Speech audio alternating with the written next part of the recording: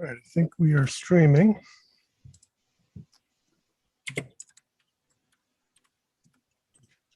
that. Yep. All right, I'm going to let them in. All right.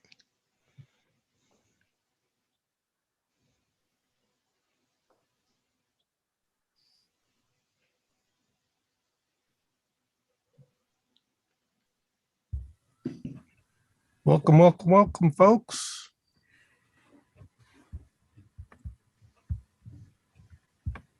Come on in. Hey. I think I'm Hello, everyone. Video's not on. Sorry.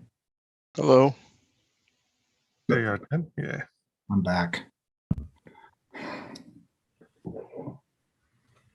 How's everyone doing today? Good. Yeah. Fun razzing you on the events channel. We were waiting for our host. You know, the host of our live shows is Mystery and Maverick, and I have not heard from him. Still waiting. Hopefully he's not sound asleep. It could be. What time is it in Australia? I wouldn't blame him. I'll put that. Let's see. I went to a website that I think said 7 a.m., but it also had some man. weird warning about It's 4 a.m. it was a different Yeah. time somewhere else. It's 5 a.m. in Australia right now. Sorry. Jeez. Oh boy. If I was Mav, I'd say, forget you, Pete. 5 a.m. Ugh. Oh, we've done the 5 p.m. slot before, and he had no problem with it. Well, That's Western Australia, right? He's in Eastern Australia. He is in Eastern, yes. 7:05, That is no excuse then. maybe. He's in Melbourne. well, maybe he's insufficiently caffeinated. You know, we need to give him a break, you know? Maybe he's busy pooping. It is morning. And the recording thanks you for that remark. He was polite there, Patrick. He could have said much worse. Yeah. All right, so this is going to be a very informal trash talk. So that's fine. Very friendly. Yeah, I'm detecting that, Pete. You know, for the live shows, I don't plan anything because Mav usually runs it. So He does a good job. yeah, he does. What happened is that Mav didn't share the script with him today, so he's winging it. Yeah, exactly. All right. Well, I'm going to start. So I have something to share. I'm going to bring this up on the screen. Who knows what this is? Accelerator? It's an accelerator card. An original, right? It's an original accelerator. Don't all grab through the screen at the same time. Bend pins and all. Yeah, it's got some bend pins. So this was sent Did to you me get the by, cable, Pete? I don't have any cables. This is all I have. Okay. This was sent to me by Daniel Martin. It's a donation for Tandy Assembly. That would look nice in my 4P. Would it? Okay. I don't How much know. how much you offering? I honestly don't know if it would even fit. Oh, it'll it fit. fits in a 4P. It does fit in a 4P. Yeah, it goes right in the modem slot. Oh, I have a modem in my modem slot. All It's not gonna 300 fit. baud of it. Yeah. Do you really use it? That's true. I could take that out. Is there a different form factor for the 4P or the same accelerator for all of them? It's the same. Is it? Okay. Yeah, you know, Mavs Repro, I stuck in both to test. Well, I have to figure out whether to put it up on eBay or just bring it to the next Tandy Assembly auction. What are your thoughts? What do you think I should do? Well, after seeing what that disk 2 expansion went for, then maybe bring it in the Tandy Assembly auction. I'm still astounded by the price that went. That was crazy. I couldn't believe it. You know, that would never go for much on eBay because of shipping, but the Yeah. accelerator, that's an easy ship, you know? Yeah. And I gotta say, I was so glad to get that out of my house. Tim, I you hope donated, whoever got it is really going to enjoy it because, boy, I was glad to get that thing safely to Tandy Assembly. That's been waiting 2 years to get there. was that was the Model 12? I had the Model 12 pieces, and I had that disc expansion thing, the big heavy boat anchor that like was very very the good. 3-bay, that one was yours? Yeah. What did That they do? I picked up in a salvage several years ago, and finally was like, yeah, I'm never gonna do anything with this. So you're saying, Wes, you know what? I'm never gonna get a boat, so I should get rid of it. I don't need an anchor. That's correct. You got it. You got it. But I was stunned. I actually told my wife before I left, this is either going to get bid on or dumped, because I was seriously worried no one was going to want one of those. But Oh, I would have thrown a low ball in there if nobody else took it. Super. Number 15, right, Pete? Yeah, 15, 16, something like that. I have one that has 3 drives with the old CDC drives, and they all work. And Wow, yeah, I don't mess that's with that saying one. something. It is. And I don't mess with that one much. I'll take it to a show once in a while and fire it up and use it. And other than that, I just leave it alone. I don't even think I've swapped out the reefers in that one.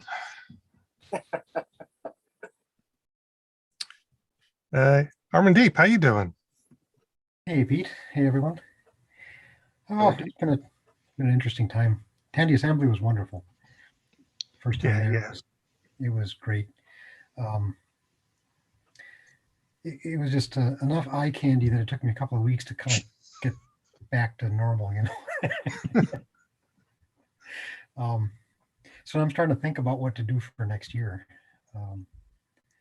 It was just so exciting seeing all the cool, interesting projects people did that now I've got about a long list of the stuff I never normally finish. So I have to pick something and actually get it done, get it across the finish line, and then have some fun with it next year. So yeah, I'll probably be bouncing some ideas up in the Discord. One of them was to do that like a multiplayer game where we take some 1s, 3s, and 4s or some combination thereof, and maybe have like a multiplayer battleship game or something. That'd be interesting. Or something like that. And maze games maybe, but is a year enough to really develop something like that? I don't know. Hard enough to get simple stuff done. So but yes, I was thinking something along those lines, because the Network 4 stuff that a couple of folks have been playing with, that's kind of neat. But these days the hardware is impossible to find, and it was a little bit esoteric to begin with. So I was actually thinking of adapting CAN to make a little CAN adapter that can go on the TRS-80 bus, which is like, Ethernet, the old collision sense multiple access stuff, where like if 2 stations start transmitting, then they detect the collision, then do a random back off and transmit again. It's a little bit more deterministic than that. It's about a megabit per second typically. And 2 stations start transmitting as soon as they first send their own address, I think, and then it's followed by a destination address. So the way it works is I think it's like high state normally, and they pull it to low state to transmit. So as they're both transmitting, one of them is going to find that the other one overrides one of its high bits. And then they realize, oh, I've been preempted. Then they just shut up, let the other one finish. And then they try again. So it's a neat, more deterministic, more scaled to TRS-80 type use. They wouldn't have a lot of overhead in the driver. So that's what I was thinking of, maybe getting something like that going. Then we'd have some simple software to either use as a means to just get stuff between stations, or in the case of a game, it might be something where everybody just broadcasts their state. The other guys listen and pick it up, and then take actions based on that. But that was just my first idea. There's plenty of others, but Does that work over RS-232? it Okay. can. It can. Because the data rates are they're comparable. I mean, RS-232 is about an order of magnitude different, but it's not like it's hard to get over something slower than something faster. So yeah, you could. But I was thinking right off the bus, just because that lets you do more with it. And then there's a lot of machines out there that don't have RS-232, and you could include those. But anyway, that's what's been going on here. There's a couple of things I'm going to catch up on that are still lingering, like the project that's sitting on my bench for forever now. That's getting the ROM out of the Model 2 keyboard. All right. How many people here have a project sitting on their bench? Just one? At least one. Yes. So Just to comment on the So, Model um, 2 ROM, I think that's, that one likes or to get the, done. just to Um, comment on the Model 2 keyboard ROM, that's been kicked around 4 or 5 times, and I think that's already on part of the MAME system, is what I think I recall somebody saying that the image is there. Yeah, the one on MAME actually has some errors in it because they Okay, pulled up okay. one, they captured the chip and tried to photograph it off, and there's some bit errors in there. So that's the reason I was trying to do it the hard way. But that'll be up next, and then after that, I owe George something, which is the test to see if the Model 1 Omicron emulation in TRS-80 GP. I think we needed to test it with the presence of a double density adapter. So I was going to get a real Model 1 set up like that to do some testing, and then so I'll ping you, George, when we get around to that. But that'll be soon.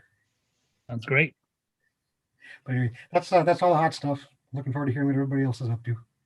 Awesome. Thanks, Armandeep. I'm sure most of you know that we released a new episode of the podcast last week.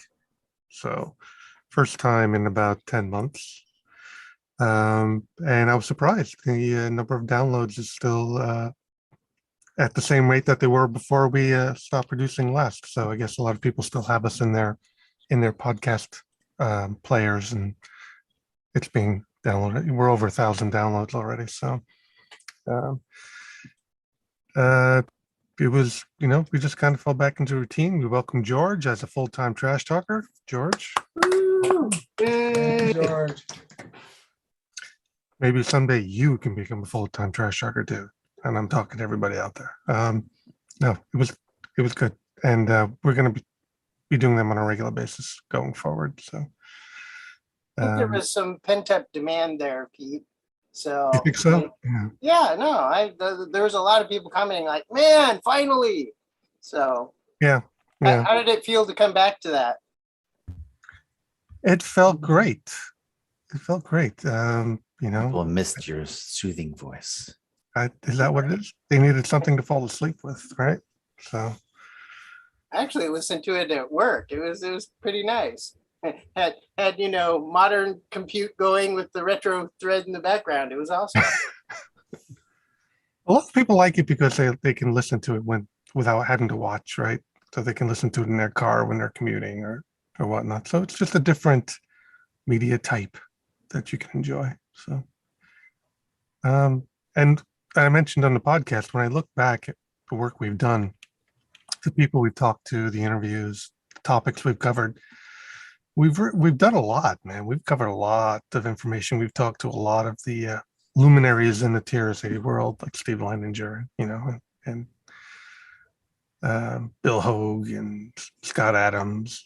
Oh, by the way, Scott, if you're watching, we all wishing you well. We know you're having some medical issues, but it seems like you're pulling through, and everybody's supporting you 100% and praying for you. So, but yeah, so look for more episodes. John, what have you been up to? Not much. Just trying to keep an ear out for folks that need keyboard adapters, and get the orders, stuff them in the box and ship them. Because of TA, I have our current built inventory. So Ken is gleefully throwing all the orders at me to, because that means he doesn't have to deal with it. So yeah, that's pretty much it for retro stuff. Yeah, we need to get the word out more about that keyboard adapter, because I mentioned it on Facebook a few days ago, and a couple people said, "What? I've never heard of this." So let's figure out a way to get the word out more, because it's a in-demand product, I would think. It's a hard thing to balance. I mean, it could briefly turn into a full-time job, right? But I'm just happy that we made something that folks, appreciate and need. And, it seems to work well. So definitely happy about that. So. Great. I wonder what other sort of similar products we could ask people to create where there's a need. We should think about that. Well, that's part of our call for projects on the podcast, for instance, where we ask people to, solve particular problems. So I'm waiting Oh, for I the- guess I did fix the install script for Xenix 3.3. That was the only other thing I've done retro this week. Long outstanding bug. Yeah, really long. I didn't read through the details on that on the Discord. Was that installing? Oh, from it's a virtual console bug. It really, really wants you to be root on dev console. And of course, if you have virtual consoles enabled, that breaks. And you can't log in on console. So yeah, there was some regex work that needed fixing. So I took a look at it and I was like, oh yeah, all right. I mean, arguably, it was a bug introduced by whoever created virtual consoles, right? So good for you. Taking care of business. Fixed after Eventually. 40 years. Oh, what was that great comment that Armandeep you posted? Great software is not written; it's rewritten. Oh, yeah, I stole that. That was actually about like actual novels and stuff. but It was adapted well, sir. Adapted well. Yeah, I It's mean, so- anybody it's so who's true, written though. code that's lasted more than just, for a single purpose knows that any first attempt is going to be okay. And then you can say, oh, I could have done that better. I could have done that better. And you go back and after about 3 or 4 iterations, it starts getting pretty good. Exactly. And hopefully you work somewhere where they allow you to do that and don't just push you on to the next project. And Yeah. unfortunately, a lot of times it's just, it's good enough. Leave it alone. Hey, Lawrence, how you been, man? Been good. Been good. Working on the TRS-80 set of suite of tools. I bought 2 floppy drives at TA, so then I got a grease weasel and started scanning my floppies, and so I'm writing a SCP decoder tool and so on. I could show some recent things I've added to the TRS-80 tool because I don't know if I presented those last time. Sure. Let me present and see. Yes, please. I think it's this one. Okay, here we go. All right, can you see that? Yep. Okay. So this is the TRS-80 tool. So I just released a new version. It's 2.3.0. So new command is sectors, and you can see the sectors of sector dump. I think TRS-80 GP has a similar thing. Sectors going across and tracks going down.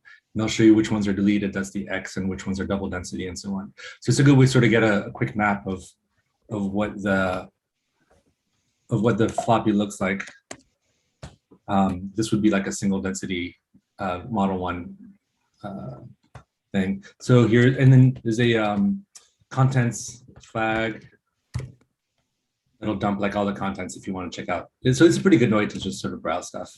I also added read-only support for the SCP file format, which is sort of a raw flux format that can come out of the grease weasel.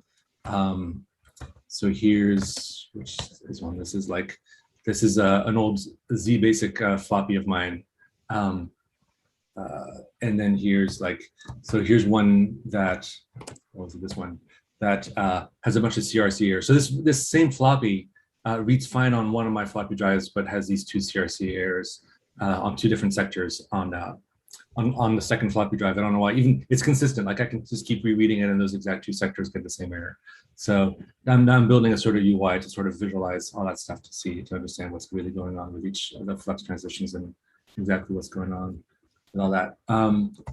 This other command is sort of whimsical. It's called run, and it just runs an emulator right in your shell. And I don't know if that's useful to anything. I kind of wrote it just because I could. I didn't really think whether I should, but maybe it'll come in handy to somebody. You just run it and mess around right here in your shell. There's also, you can choose a different model. That's awesome. Or a different level. I've not tried it in on Windows, but it should work fine on Mac and Linux. And you can run any file. So anything that my emulator will run will just run right here in the shell. Now you can tell the graphics commands don't work because I can't find a way to draw those reliably in the shell. But if you just want to quickly just boot a disk and see what's going on, you can run any program like that. And then, for example, like going back to the SCP file, this is my Tron one. So you can do, because the SCP file can be read, it could like, now I can actually read the files off of it, and I can extract all of the files to, to all off of that SCP file. So for example, this is like a Tron program that I wrote, who knows when. It was compiled with ZBasic. So I don't know, I wrote this early 80s or something, but it's kind of fun to just be able to run. But it's not great for games because these graphic characters don't really work very well. Looks like you may have written it in November 30th, 1979. Yeah, so it does extract the dates, but I certainly did not write it in 1979. Okay. So I don't know why some of these dates end up being correct and some of them are not off this particular drive. It's usually right. Another thing is, what else? I added an assembler to this. So for example, I wrote a fourth compiler some time ago for the Z80. So you can just compile it. You can output it to like a system, like a cassette system file, or a disk system file, or a cassette file, or even a WAV file. Like I'll do a system file here, and then you can use like the run command to sort of try it. So this is sort of a nice way to sort of experiment and quickly do stuff. This is why I was asking on the Discord a while ago how to draw lines quickly, because I want to just be able to do some graphics here. It's a pretty decent compiler as far as performances, but it's kind of hard to show if it's just text. And the other thing is a disassembler. So I could just disassemble what I just did here.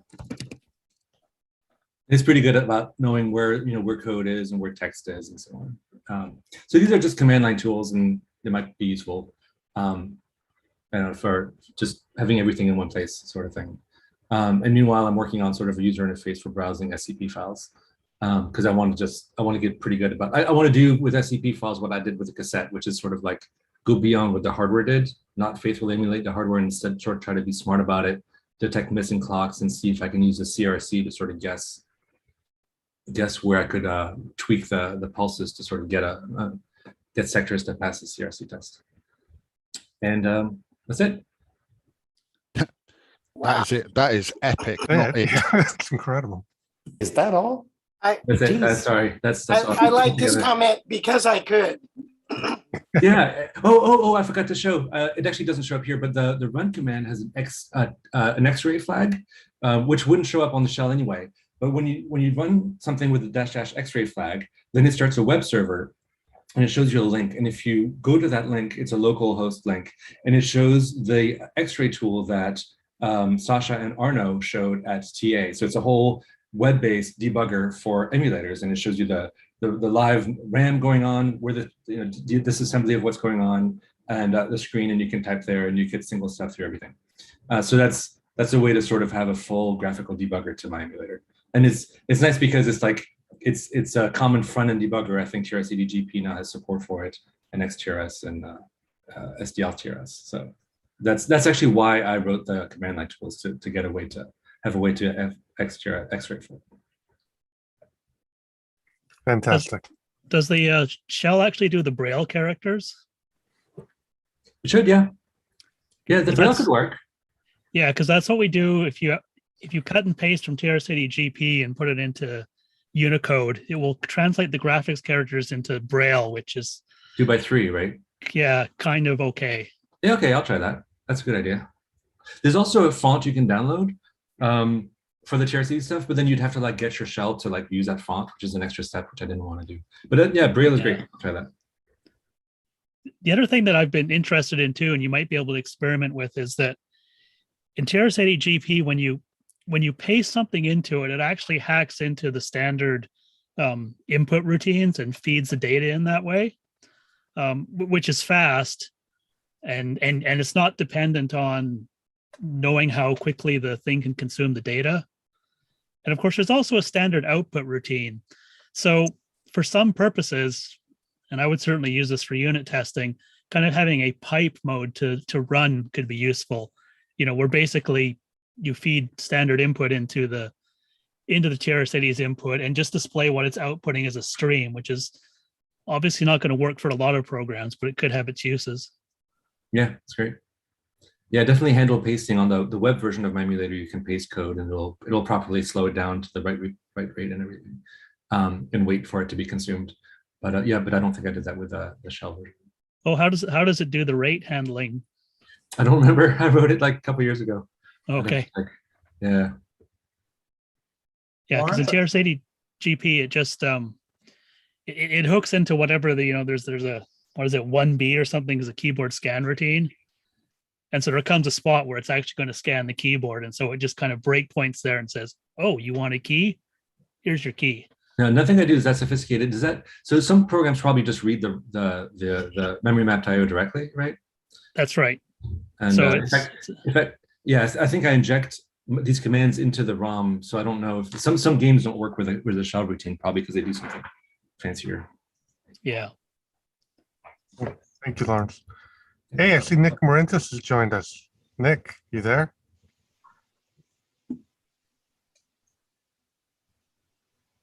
Yeah, sorry about that. I was muted. Can you hear me? We can hear you. Oh, good. So I'm on. Yeah, You want to, g'day. hey, you want to tell us about your new game, Gem Hunter? Oh, okay. Yeah, well, I think last time on the show, I showed the game Gem Hunter that I was working on. So now the game is complete, and I've got a website up that promotes it, and I've been selling a few copies there. So I don't know if anyone on the panel here has bought a copy. Has anyone received their CD package yet?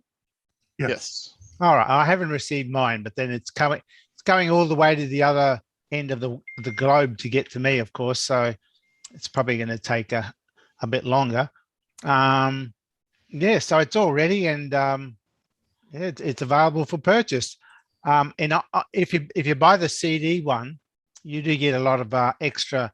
You get my entire TRS-80 back catalog, basically, of which most people have got those games, the Donut Dilemma, the Gladiator, and all that. I think there was 4 games there. They're already available on the download sites. But I've added 2 other games on there, which I never did release. Stellar Odyssey Part 1 and Part 2, which were basic adventure games similar to those old Rescue, those Epics games. I don't know if you remember those, Rescue Rigel and all that style of adventure game. So they're also on the CD, as well as all the original instruction sheets that I made back in the early 80s. So, and back in the day, I used to make up copies or masters that I just took to a photocopy place to photocopy them. So I've scanned the masters, and they look pretty old, but they are the originals. So there's instructions for all my games as well. So I have compiled a video that just quickly shows what each of those games looks like for everyone else to have a look at. But yeah, these are the bonus games that come on the CD. So if I can share, I'll just got to get my act together here. In the meantime, what do people think of those that bought it? What do you think of the game? Was it worth it? Yeah.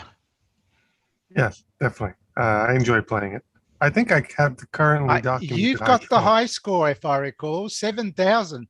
Yeah. You must have cheated, because that's the highest I've ever seen it. Okay, it does get pretty hard towards the end, and yeah, you've nailed it, obviously. It has that moment where it speeds up, like. Oh yeah, it substantially. speeds up. Yeah. Yeah, it gets pretty hectic. Yeah. It also it is very random, so it randomizes which gems appear, where they appear, what platforms will come up. So the game can vary. Sometimes you could be lucky and get a easier than normal game. Other times you get a harder than normal game. So I don't know whether you got one that you got all the lucky passes on, because I've struggled. But I'm curious, Nick, do you have logic in there to ensure that there's always a path, or no, could it end up no, being- I don't. I don't. That's the amazing thing. When I wrote it, I just wrote it thinking, let's get everything working, and then we'll see. You know, if I'll look at it and see it's too hard or it's making an impossible path there, and then I'll fix it there and then. But it was fine. Mhm. And the reason I was confident about that is because I have written that game before on the color computer in BASIC and machine code combined as a hybrid. So it's a sort of similar game. And I never did anything specific for the levels on that either, and it worked out well on that. So I thought, oh, I'll do the same with this. Fingers crossed, it'll be the same, and it was. So it worked out quite well, and it actually increases the difficulty quite well. The platforms are preset layouts, though. It just randomizes which platform layout to put up. Mhm. So that way you don't get any dead end areas. Every layout, there is a way out of every layout that appears. So I was safe there. But as to which, you know, when all the layouts appear, it was always a concern that you get ones that are impossible to get past. Mhm. And there were, in the beginning, that was the case. But I found the more I played it, I came up with strategies and you could get around them. So I thought, well, that's a good tactic. You know, obviously the better player will work this out. So that's part of the challenge of the game. So I left it. It is relatively random, which is good because it means you can play a game now. And if you die in that, well, you know that the next game will be different. It'll be a slightly different game. Right. Anyway, I think you're all looking at a blank screen at the moment with a VLC media player thing. Is that what's coming? Yep. Okay, I'll just hit play. So these are the bonus games. The video goes for about 6 minutes, so it just shows every game very quickly.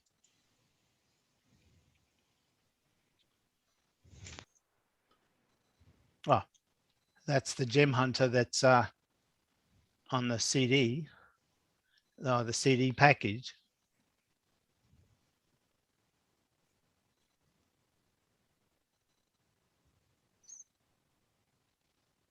So this is my very first program I did on the TRS-80. This is the adventure game that's no one would have that or seen that. Written in BASIC and with machine code.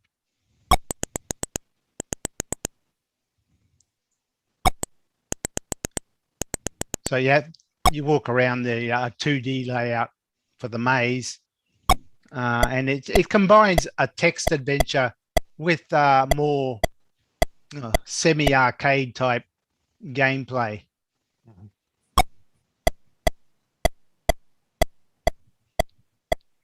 You know, it doesn't go for too long. I flip over to the next game in a second.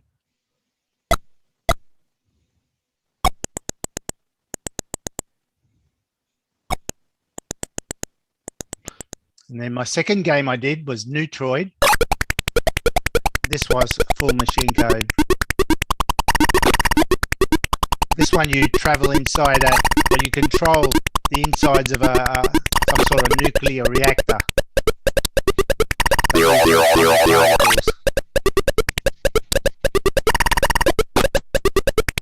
I did this one in 1982. Big sound effects in this one. The next third game was the Gladiator, done in 83. This one's pretty hard. I couldn't play it. Nowadays, my hands aren't the way they used to be, of course.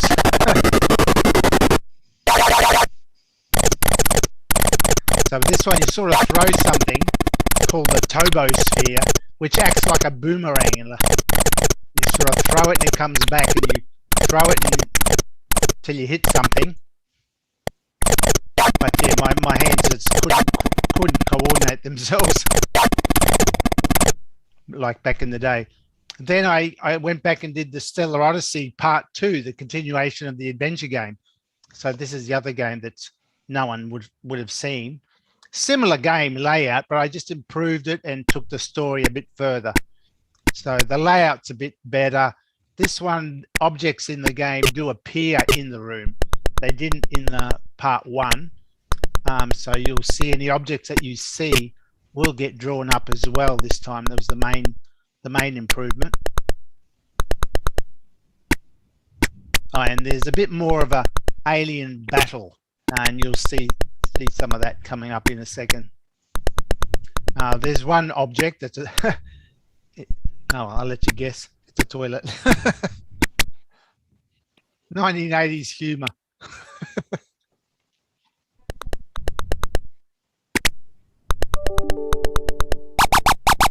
Okay, there's the first alien that's beamed itself in to attack me. So yeah, it's a bit of a combination between a adventure, text adventure, and a bit of an arcadey type game.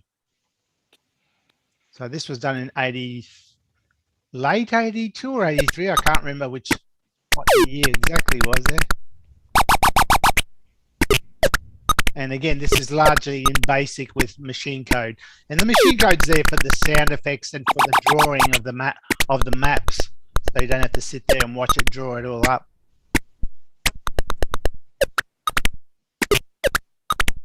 I think I was still in high school when I did all these games actually. And then my donut dilemma, and this one a lot of you may have seen already.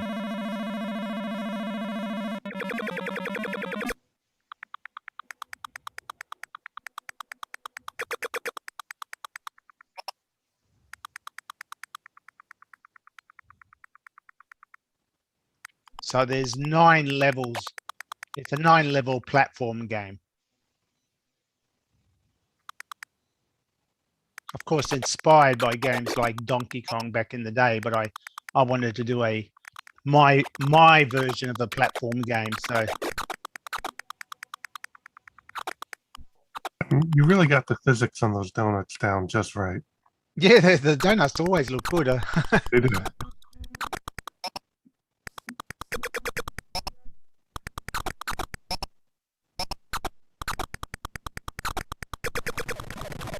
Escape Zone was the last game I did on the TRS-80 in '84, and for this one it was a shoot 'em up. But in this one I tried to I introduced a new graphics routine that allowed me to overlay graphics, almost like a sprite. And you saw that on the title page, the way I was overlaying the title.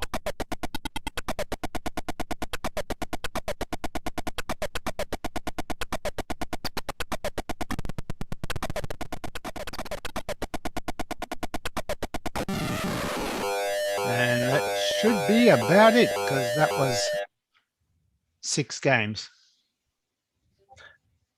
And I'll just stop the share. Okay, yeah, so those games are also included on the CD of the Game Hunter CD package. So there's 2 ways to buy it. You can, if you just want to download the game, it's $10, and you just on my website, you just click on the link there, and it takes you to eBay, and you just buy it. And then I email, I'll get a message to say that, you know, so and so has just paid for this, bought this game, and then I just email it straight out. So depending on what time of day you do it, because of course I'm on the opposite side of the globe, I answer it straight away, and I email you the Gem Hunter game.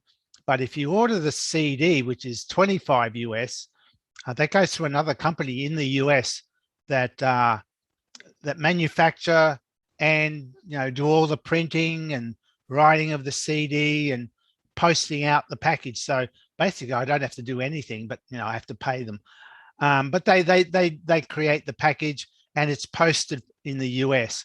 But I still do send you the Game Hunter game via email, so you don't have to while you wait for the CD to arrive. Nick, I'll put the link in chat if anyone needs it. Yeah. I think I've been Yeah, putting the it's in link there to now, the so- website, but just in case, yeah, why not? That's there. But whether I do another TRS-80 game, well, I'll see how I go, because I do most of my programming on the Coco, and this was just a little thing I decided to do on the side because, well, you know, when you're working on a big program and you're constantly doing the same thing, or you're trying to sort out the same bugs or whatever, it can sometimes you feel a bit burnt out. So I sometimes do another project altogether. It's usually a smaller project just to get my mind off all that work I was doing before, and then I come back to it. That way I feel more refreshed, or, you know, I don't feel like my head's just full of this one program that I've been working on. So it was like a break, and I took a few breaks. I'd work on the Coco software for a while. I set myself limits as to I've got to achieve this much, and then I'll take a break.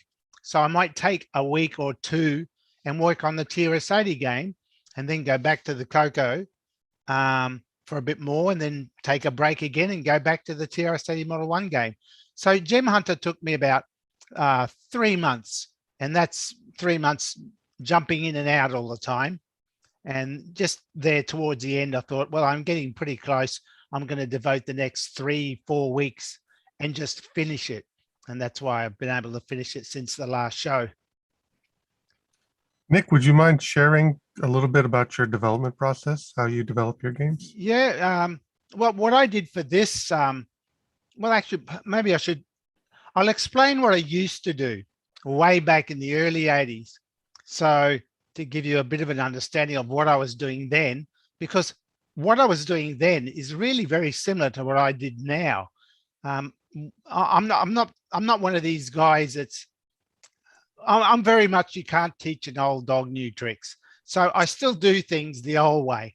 So what I used to do way back in the early 80s, I only had a TRS-80 Model 1 Level 2 16K upgraded to 32K by soldering in the extra 16K on top of the existing 16K.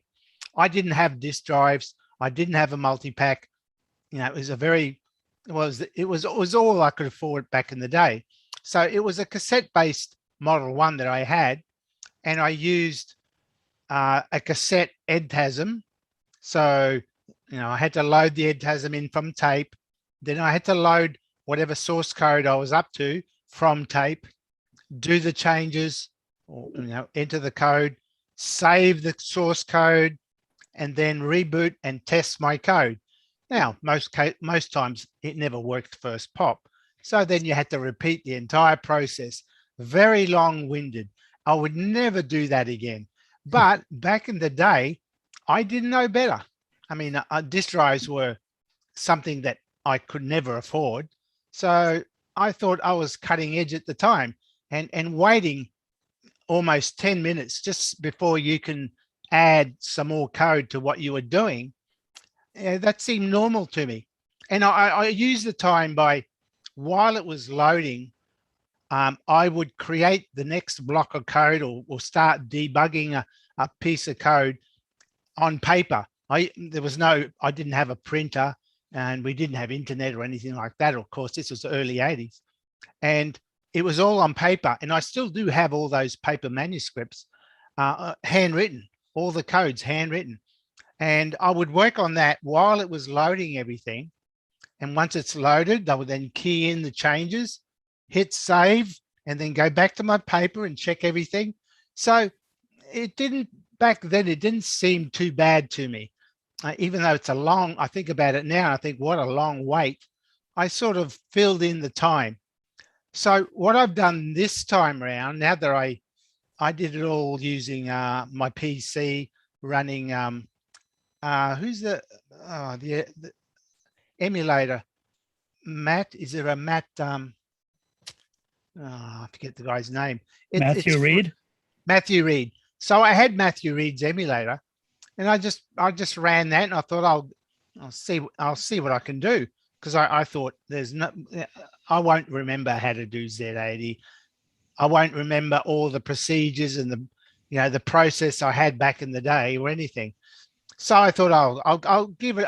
I'll try start, and I'll see how I go. If it drives me mad, I can just leave it, because I didn't tell anyone. I wasn't committed to do it, to finish it, but I thought I'll start it as a side project, and we'll see how far I go. Well, as it turned out, I remembered a lot of the Model 1 stuff. I slowly, starting the Z80, because I've been doing 6809 now for almost 40 years on the color computer. So going back, learning Z80, it actually fell back to me fairly quickly, actually, and it wasn't too bad. And I was able to finish the game, the Gem Hunter, in the 3 months, as I said before. And that was all with Matthew Reed's emulator. Once I finished that, well, I just packaged it up the same way I've been doing all my color computer stuff as well. And I put it on CD because, well, I can't find any floppy disks nowadays. And so I figured I've got them all. Sorry? Yeah. I've got all the floppy disks in Australia, Nick. Yeah, you probably do, but a lot of the discs, I do have several boxes, but they don't work. I stick them in a disk drive, and the first thing you hear is a squeal coming out of the drives, and you can only read the discs for about 2 or 3 revolutions, and that's it. The heads are dirty. So I thought, well, that's it. Forget those floppies. And I just packed the floppy. I haven't had a floppy drive on my color computer, for example. I haven't had a floppy drive running on that for almost 10 years. We've got the SD drives now. So much better, faster too. So Nick, but we've been talking about Gem Hunter. You want to give it a little demo of it, or I can do a demo of it? Well, you're the expert, so you. All right, I'll share my screen here, because some of us may have not seen it. Some of you have not bought the game yet. Okay, so here I go. Well, that's right. Okay, jump straight in. So you're the Gem Hunter, and you're that little character there, and you're essentially falling down a pit, and hence you got the graphics on the side of the screen that sort of tries to give that illusion. But at the same time, you've got these platforms floating up at a slower rate. So you're always falling. You're falling into the pit. And in the pit are gems. And there's 4 different gems. Basically, they're all 4 different size dots on the screen. The smaller one's only worth 50 points. And they work their way up to that big one there that you see now. And that's 200 points. Now that big one doesn't sit on a platform. All the other gems are on a platform, like you see that little one just below. So you can just walk over those. But the big ones, the ones worth the most points, they float in the air. So you can't walk over those. You've literally got to catch them while falling. So that's one of the skills you've got to master. The other big skill is that sometimes when you see that there's no platform below that you can safely land on, and you're about to get pushed off the top of the screen, because you die if you do, and you die if you fall off the bottom as well. Sometimes you just got to take a leap of faith, and while you're falling, keep an eye out, because a platform will appear in the last second. So you got to quickly catch a platform as soon as it appears while you're in midair. So that's where things can get a bit hairy, but the good players will use that technique to let their character get to the very top of the screen for as long as they can, and then jump, a leap of faith, and on the way down catch as many of the big gems that you can, and then quickly try to land on a platform before you fall off the bottom. And the more big gems you get, obviously, the bigger your score. You haven't got your sound on there at all, have you, Pete? It's not coming through. No, nothing's. Oh, that did. No, there's normally footsteps. I didn't hear any footsteps there. Yeah, they're pretty quiet. Probably because you're talking, I think. It's, you know, Okay, I'll shut up for a while then. I'm gonna run here. Can he do 8,000 this time? Can you jump up? No, you only fall. The only way you Suggestion can for go up version is number to take 2. a ride. Got to Suggestion. ride Matt, a did- platform. Sorry. Matt, did we wake you up? Yeah, been a hell of a few days for me. So of course, I misread the meeting thing last night before I went to bed. I thought it started at 10 until midday, Sunday morning here. Remember, so I missed the 8 a.m. start that required me to get here. But I figure I've done 18 of these in a row, and I'll let someone else run today's one. It was Pete's turn. Got it. We cover each other here. Yeah. Now should be starting to, well, it'll speed up, and also the gap between the horizontal gap between platforms gets narrower as well.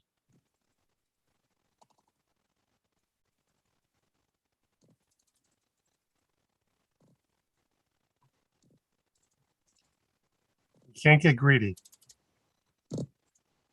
Sometimes you'll jump for those Uh-oh. Here we go. 200 Yeah. points. Kill yourself. Yeah, I'm going to take a leap of faith here. Okay. Good. There you go. Oh, I got Ooh, lucky. I got you lucky. got lucky there. Here we go. Now it's speeding up. Oh, Damn. Yeah, then now it becomes hard. ouch. Lucky. Yeah, you don't have time to think at this point. You just got to get No, going. no, this is Yeah. reflexes. This is crazy. You're not looking for points at this point. You're just like, oh. Oh, you can do, but yeah, survival, I think, is more important. Ooh. Oh, no, yes. Oh, Save. Oh, that was close. now the God, platforms this are is spaced stressful. out a bit. Oh, Pete. Run. Oh. Well, you beat my high score already. Nice. That was pretty good. Yeah, not bad. Yeah. I like how everybody at the same time when you got that last jump in there. It's like, oh. So that's the proof that it's a captivating game, even for just watching. So I think this sounds like a great game to purchase. It's Yeah. the sort of game that even it's as simple as it is, but you keep wanting to go back. It's one of those addictive type of games. Yeah, he did a great job, Nick. So everybody run out there and support Nick. Even just buy the downloadable version. It's a lot of fun. Well, yeah. It's really a playable game. I sent him my 25 while we were talking about it. Okay, well, we'll process those straight away after the show. Yeah, You'll me have a too. copy So soon. you got a Oh, couple thanks for orders that. coming, Nick. Yeah, thanks for that. I greatly appreciate it. It makes all the work worthwhile. The cash. Yeah, that's right. That's the ultimate, isn't it? And Only you if- never know. I might do another game. If only we can make a living at it. Well, yeah, Yeah, there's probably. no living. Yeah, you give up on that idea, but it motivates you to do another one, and that's what's got me. There is a game. Here's a story. There was another game. My first machine language game after, if you remember the video I just played, I had the Stellar Odyssey and then Neutroid. there was actually another game before Neutroid called Cosmic Bomber. And that was actually my first game. So really, I did 7 games back in the 80s for the Model 1. And Cosmic Bomber, I didn't sell any at the time. And I was still in junior high school at the time. But I lost it. I lost the files, lost the source. Well, I lost the tapes that had all the source codes. So I've essentially lost that program.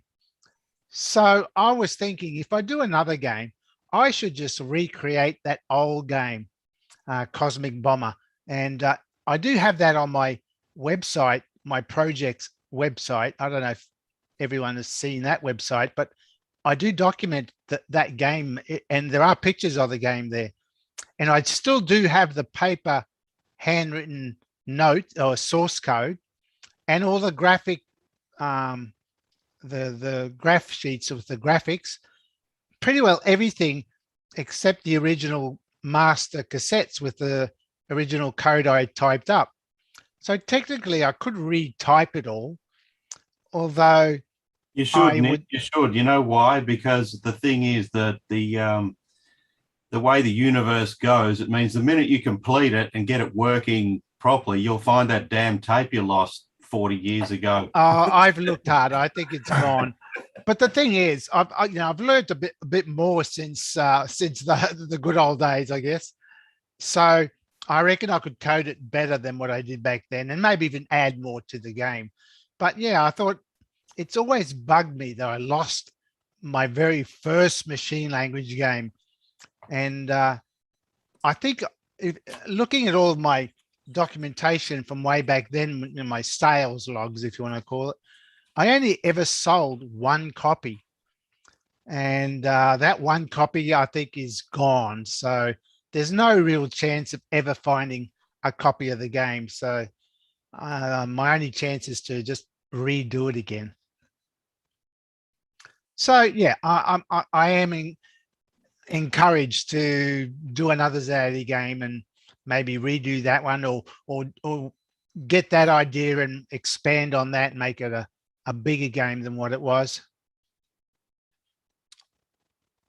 Great. Yeah. Thanks, Nick. Thanks a lot. That's everything. Yep. Cool. Hey Pete, Matt, you got a haircut. Hey Pete, I got a quick one. Yeah, go ahead. I was inspired by George's suggestion to use Braille. So if I can share the screen real quick. You've been coding while watching. I have. Man, codes are like at max speed. Right. So this is like the Braille version. Ah, It looks pretty good. So it doesn't quite connect, because the Braille's too small. It doesn't go all the way to the edge. Here's another famous program here.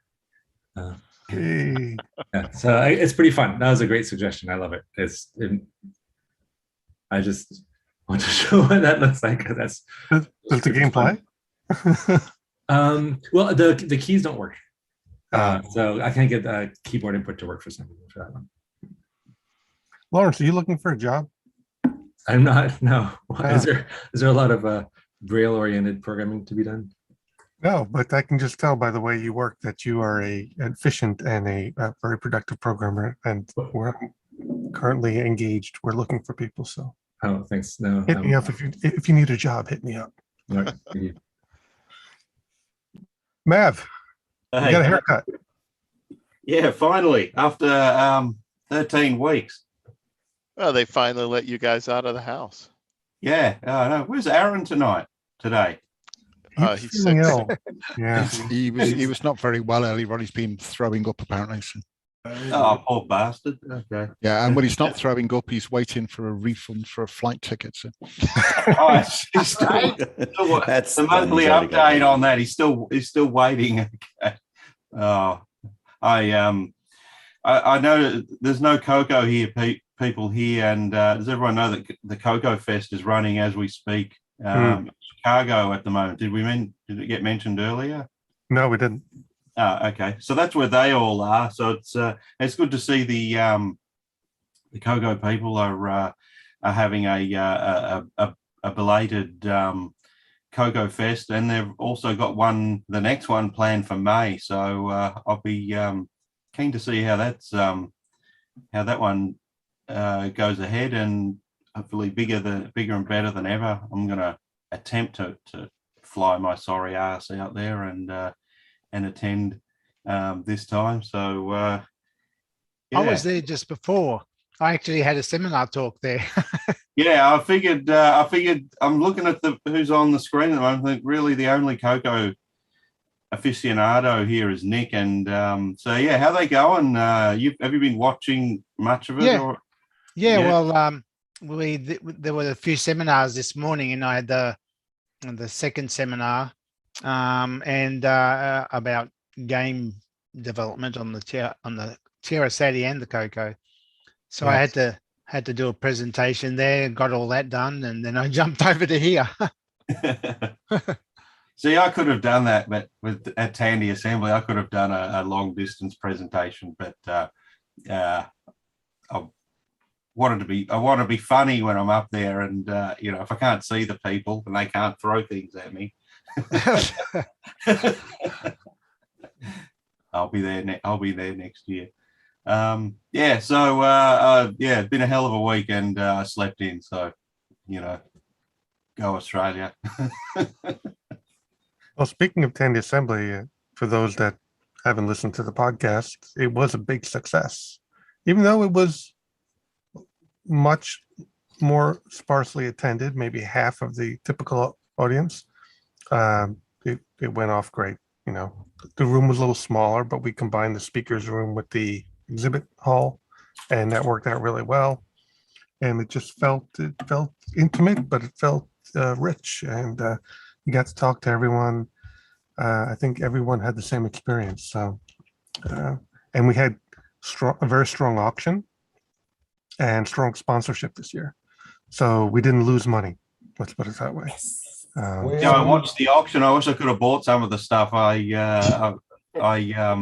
like to bring home a presents from the USA. So and some of it, as always, went for a steal. Probably a lot of it compared. Yeah, somebody was remote bidding. Do you remember who that was, Pete? Neil Blanchard was doing some remote bidding. Yeah. I didn't think of that. Yeah. When I first asked, somebody said we weren't allowed to. So. So to hear that somebody did remote bid. Yeah, they were just trying to keep you out. They're just trying to stop you buying everything, Paul. Yeah. Obviously, you don't know a bribe request when you hear one. He had the cell phone number of one of the showrunners, I guess, Randy Weaver. So he called him. That's right. Randy was the proxy. Yeah. We're going to look forward to the contest next year between Ian and Eric. Yeah. That's going to be a fun one. Eric is our champion. Eric's was. the cup holder. So yeah. Until next October, right? So just curious, how did everybody else do answering the questions? I mean, I hit like 85%. I was just curious how other people did. Well, you all saw how I did, so. I did a lot of yelling at the screen because I watched it real time, but and a lot of this, like, come on. The favorite question I came up with was, what are the internal voltages of the Model 2? The 4 internal voltages. Yeah. That was a good one. Yeah. Yep. I think so. Yep. Unless you do it, nobody thinks of the 24. Patrick, thanks for joining. What have you been working on? Me? Yeah, you. Oh, not much. Been trying to get back into the bandwagon. Been working on two things. One of them is a Tandy 1000 project. It's a board that plugs basically into an ISA slot and basically permits to use the EX, and the XX uses an external drive, floppy drive, because they don't have the space for once they go with the hard drive inside. Well, this 1000 SX, I put a GoTech and a hard drive in it, so I had no more floppy drive. It's basically a card where you've got a standard Molex plugs into it, and you attach the floppy disk cable to it. and it does the conversion of the signals to the standard port. It's a 20-pin port edge, so you can connect the external drive directly, so it provides power and signal. I'm waiting for one part, the Molex, from shipping problems, and then I'll be able to test it. Somebody from the Discord channel, Doug R, helped me out to do the final planning of that. Besides that, you have the Black and Black project with the green lights coming out of it. That's just a little, it's my Matrix theme computer that I'm playing around with. The one I put the 5 megahertz on it, I'll be putting a high-res graphic card on it. This is going to be the one I'll be working on a lot. Probably my final product. I was trying to remove the video filter.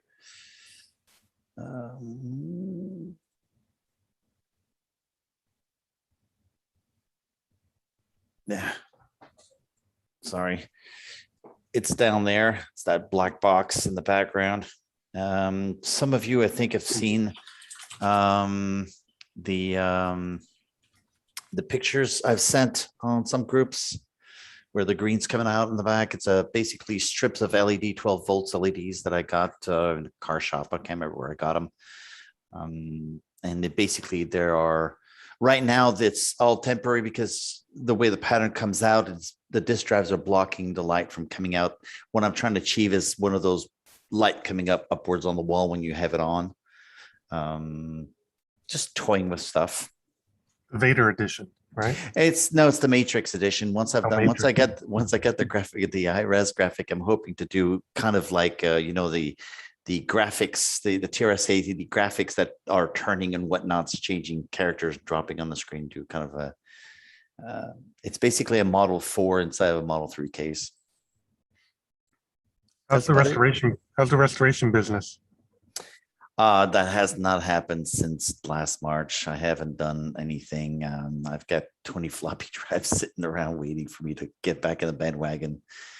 Did you ever find a new replacement for the spray paint from the guy who passed away from COVID? No, and I actually got more information about that guy, and there's another shop that says they're willing to take it up. I'm probably going to give them the can so they can try to redo the chemical composition, because the guy basically did it. It's an old timer. He did it on the fly. He didn't need a computer to tell him it was what code. He figured it out by the way, he's an expert at that. He got COVID, his wife caught COVID, his kids got, his son that ran also the shop, all three of them caught the COVID and all three of them passed away. Oh my God. Yeah, that whole entire paint shop went down the drain basically overnight. They all fell sick for weeks. I talked to the landlord that had the building, and then all of a sudden they closed shop, and all of a sudden they were emptying the shop, and I said, what's going on? And it was very sudden. It was like over a weekend, because one Friday they were open. I picked up some spray there, and there was nothing going on. And then they have an employee there. And then the following week, I'm driving by the shop and they're closed. There's nobody there. So it was really weird. Wow. That's it for me. Oh, okay. Well, thanks, Patrick. Bring it Dusty, down a little. welcome. Hi, everyone. Hey. What? I thought it was due to start at 10 o'clock. Sorry, I was a bit late. I got my hours wrong, I suppose. They're only 4 hours behind, mate. They're on that dodgy week where the Americans make up the time it is, Is that what's throwing everybody off this time around? Yeah. We're normally 5 hours in front of you, aren't we? Which was a super time. This I thought, 5 o'clock. Oh, great, 10 o'clock at night, 10 till 12, no problems, And then, I forgot you hadn't caught us up yet. Yeah. Is there a better way for us to advertise the time? Should we use GMT, or what do you guys think? The whole world does, mate. You might as well catch us up. We should use Australian time. Oh, New Yorkers think that New York is the center of the universe, so that's why.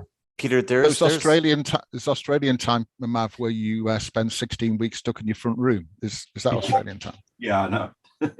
Peter, there's a website for it called World Clocks, and what you could do is when you schedule it, you post your post is perfect, but post it with all 3 times. You could put, East Coast. All the Americans will be able to figure that one out. You could easily put a GMT and then an Australian, let's say, I don't know, Melbourne or whatever, Sydney, whatever, and the Aussies, sure, they can figure out like if they're -1 or +2, whatever, which side of the country they're on. Math's not our strong suit. That's the problem in Australia.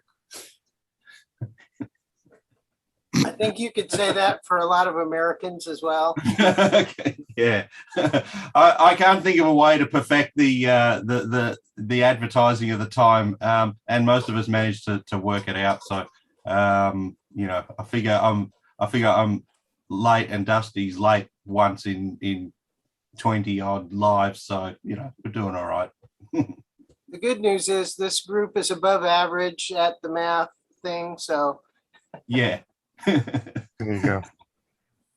Can I just remind everybody about the December TRS 8-bit? I know Patrick's already sent an article in. Thank you very much.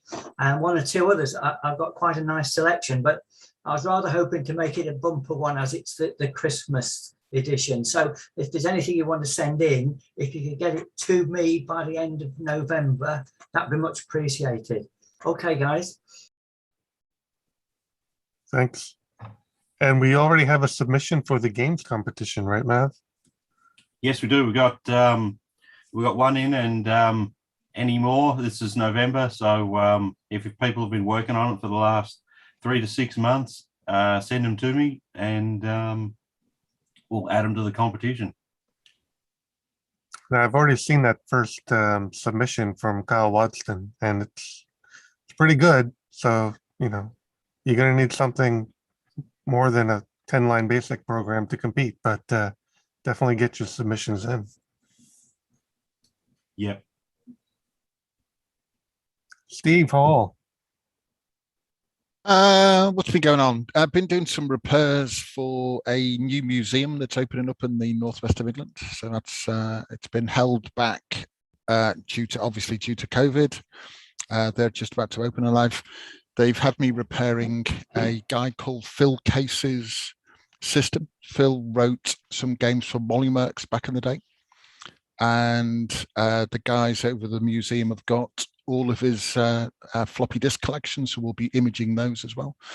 And one of the interesting things I was speaking on Discord about that was on those discs, Phil knew Matthew Smith, who wrote Malik Minor and Jet Set Willy for the Spectrum. And Matthew's only TRS-80 game is on those discs. So that'll be something that we're going to archive off. So that'll be a bit special. So from memory, it's called Omega. So and I've seen it running, so we know it works off the discs. So it should be interesting once we get it properly archived. So Phil had this standard Model 1 system. Aerocomp double density controller's gone a bit AWOL. So hopefully get that fixed, and then all the system will be up and running again. Slowly working my way through the broken pile. And as you can see in the background, my Model 3 is now working again, which is absolutely awesome. And it's running with a TRS-IO card in it. So full SMB mounts and everything, which is quite funky. So all good. Other than that, not an awful lot going on. Neat. And whereabouts is the museum, Steve? From memory, Chorley. But it's somewhere up in the northwest of England, mate. I'll ping you the details. I'll give you contact with the guy who runs it as well. Really? Your collection of brown binders is coming along nicely. I see in the background there too, Steve. Yeah, it's getting a bit bigger. Yeah, another one arrived today. So I was saying on Discord, I ordered from our friendly lady in Florida a Model 2 manual that was missing from my collection. In September. eBay refunded me at the end of October, and it arrived this morning. So it's a good combination of postal service and refund policy has come up trumps, it would appear. It's a fun part of the hobby, right? Trying to complete that collection of all the Model 2 software binders. Yeah, so I only look after or look out for operating system and languages. You know, to Mav's point from ages ago, I don't really need a copy of General Ledger 2 on my in my system. So. Which bit were you missing? What did you just recently get? Editor assembler for Model 2. You know how many assemblers there were for the Model 2? There was editor assembler, Series 1 assembler. There was the assembly language LDS. development system. Yeah. There were at least 3 or 4 different assemblers that Radio Shack released for the Model 2. I picked up for the Tandy 2000. Someone in Australia had a copy of the terminal program. It's called Soft Term 2000 in its original binder. The Tandy 2000s have a grey binder with a sort of a greenish key band around them. Is the best way to describe it. And yeah, that's the guy there. That's the one. And I'd not seen Soft Term for ages, but I was kind of a bit annoyed that a copy came up at the Tandy Assembly auction and went for bugger all. and then the one in Australia showed up and I had to pay full price for it. So, you know, the things we do to complete our collection, but that's the kind of things I go for at the auction and stick them in my luggage and convince customs that this is ancient. It's a book. I want to see you stuff that expansion bay in your luggage. I want to see that. Yeah, I know, right? Yeah. If I remember correctly, I'm pretty certain Laurie Shields wrote a Model 2 version of the Zen editor assembler to run on the 8-inch Model 2. I think it was under CPM though, but I'm not sure about that. Yeah, I'm not even thinking about the CPM version. There's probably a number of CPM assemblers as well. Oh yeah, right. A ton of them. Hey, Ira just joined us. Hello. Ira, how you doing? I just noticed the posting. I thought it was in next week. I went to update the site, then I did the math and I was like, uh-oh. Boy, we are doing something wrong with the scheduling of this show. I guess next time, don't pick the weekend of fallback. Agreed. Bold letters. Yeah, bigger but use a bigger typeface. Font 14. I got to call everybody directly. I thought it was last week. Ira, what have you been up to, man? You know, lots of new stuff, lots of scanning, which I just finished. I think I had posted on the Discord that latest set of boxes. And I just posted on the Discord a question, but maybe somebody here knows. I guess pretty soon I'm going to have to hit those tapes. And I am running out of working tape recorders from back in the day and was wondering if anybody's had any luck with a modern day, something easily purchased on Amazon that would work just fine with TRS-80 tapes. You mean the actual tape recorder itself? Yeah, I'm using okay. the old CTRs. And rather than continuing to try to buy those at escalating prices on Amazon, if anybody's had any luck with anything, I'm sorry, not on Amazon, on eBay, maybe somebody's had some luck with a regular one. I've tried a few different modern cassette recorders that are available from various sources. And in general, they don't work very well compared to the ones we had back in the day. I'm not sure if it's because the input-output connectors are modified in ways they generally don't have auxiliary inputs. They have microphone-only inputs, and so there's issues there. Mm-hmm. And the playback doesn't always seem to work as well either. So I tried about 4 or 5 different types you can buy today. They're just not the quality they used to be. Well, thank you for doing that research. I had given up on newer tape decks as well. So what I do is I go to estate sales, and find decks that are 20, 30 years old and pick those up for almost nothing. Okay, well, it sounds like you guys are saving me a lot of heartache on trying to go through this myself. I have a question, Ira. Have you considered maybe a sound system to do the input and output? I mean, it's not extreme type, but you get better sound output from that. Would you not? To read them at the very least. I'm like just a cassette so deck type of thing. I'm just so used to hacking away at images, be them disk images or tape images, until I get them to work. Currently with large help from Lawrence and his wonderful utility, that no, I've never thought of doing that, nor do I really want to have a stereo system, set up. I just have the little tape recorder under the desk, and I do other things. But you could get a graphic equalizer and everything, and you could play for hours. I bet. Yeah, I've had pretty good luck with this tape deck right here. It's just a single deck, single cassette stereo tape deck, and it reads fine. I bought it for $10 somewhere. I can't remember. Used. It works pretty well for that. The quality is pretty good. And they go straight into my computer, and then I clean it up from there. Okay, well, thanks on that. Otherwise, like I said, I just did all the scanning, which was a pain. But it is what it is, and now I've got to move on to the tapes and discs. I'm always surprised that every new collection comes up with stuff that was just not there before. I guess if every single person out there had all their stuff, maybe we'd have everything. That's wild, especially how long you've been doing this, that you're still seeing new unrecovered software. It's amazing. We appreciate your hard work, Ira. Well, you must really give those tape decks a hard time. I mean, I still use my original CCR-81 I bought back in the day. It's still connected to my Model 1 for the occasions I need to use to read a tape. And when I can't read a tape, I've got a black Marantz tape deck. If you can find one of those, though they are pretty pricey. Well, here's the deal on the tape drives. It's not like the disk drives. When I burn out a disk drive, I burned out the disk drive. It's just been cleaned somewhat roughly too many times with the Q-tip and the 99%. And after thousands and thousands of disks, I'm willing to say that whatever drive no longer will read, no matter what I do, is probably dead. Although I'm sure some people here could bring it back to life. And I think I'm going to send my my dead drives to Patrick.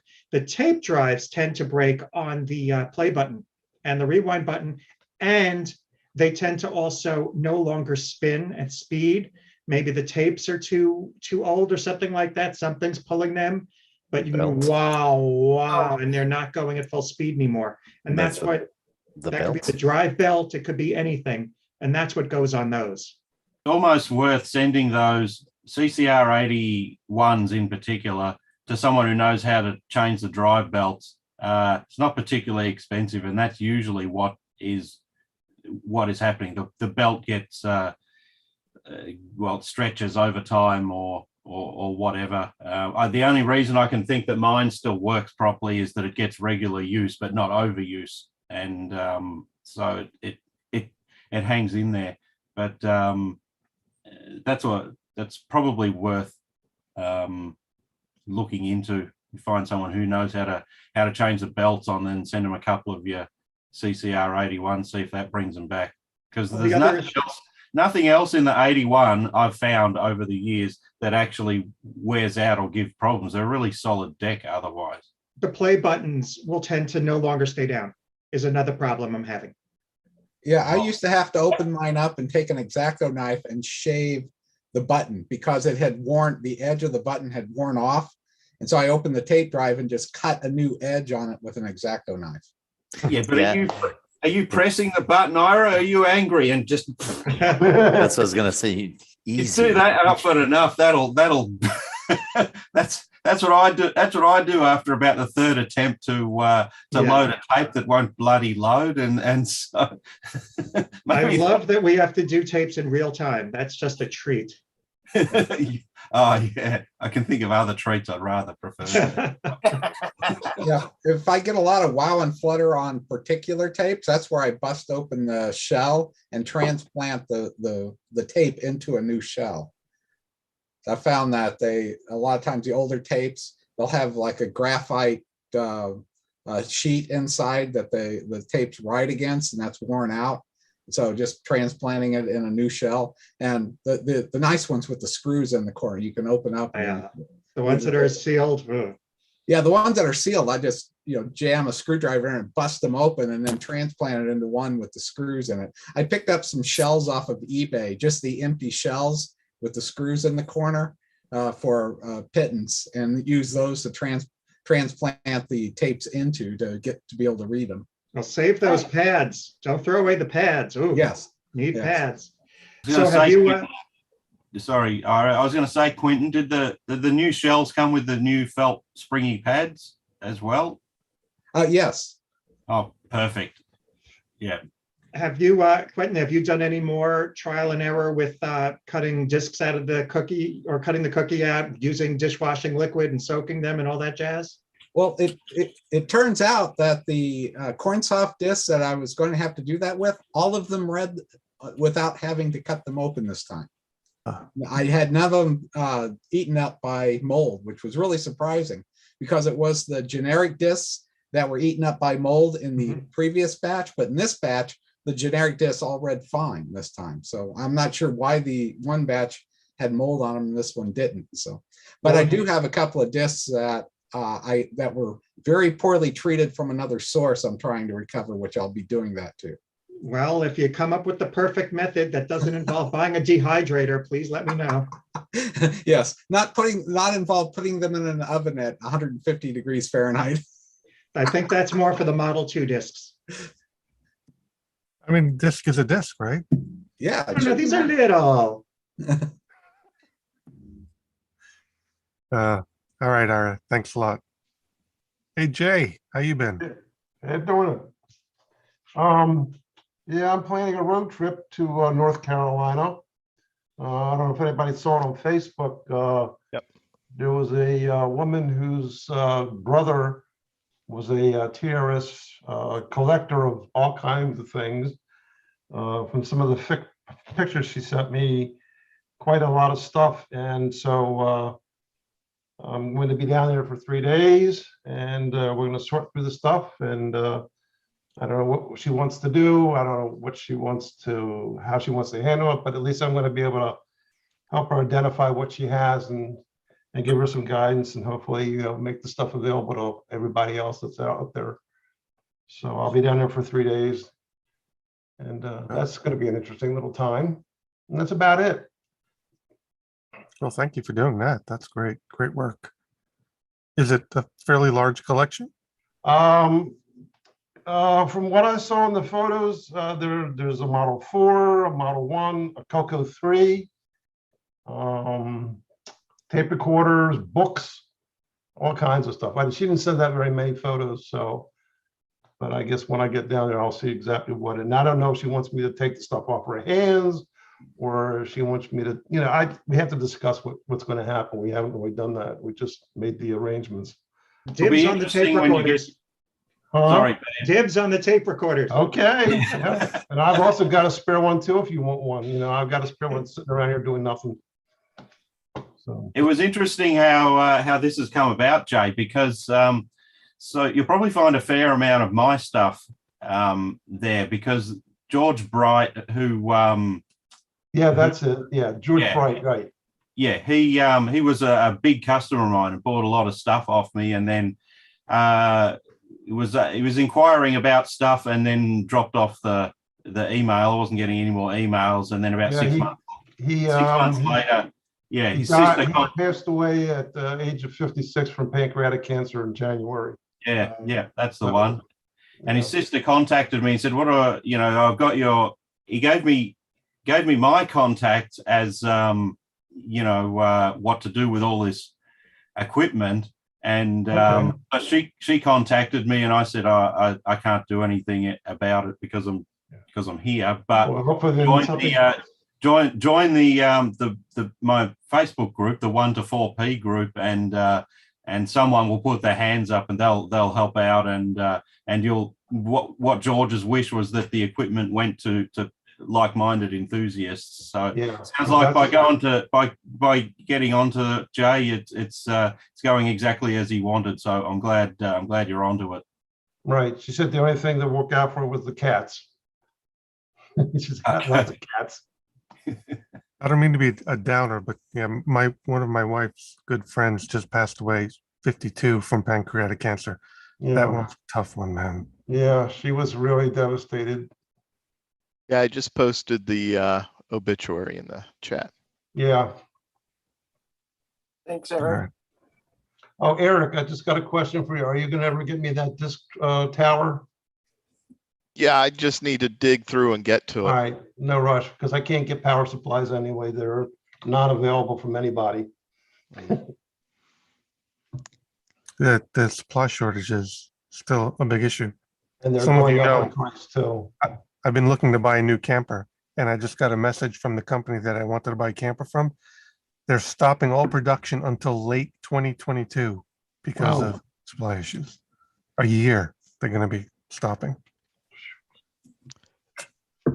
Yeah, and if you're need to buy something, chances are it's whoever's got it in stock has it at a significant markup.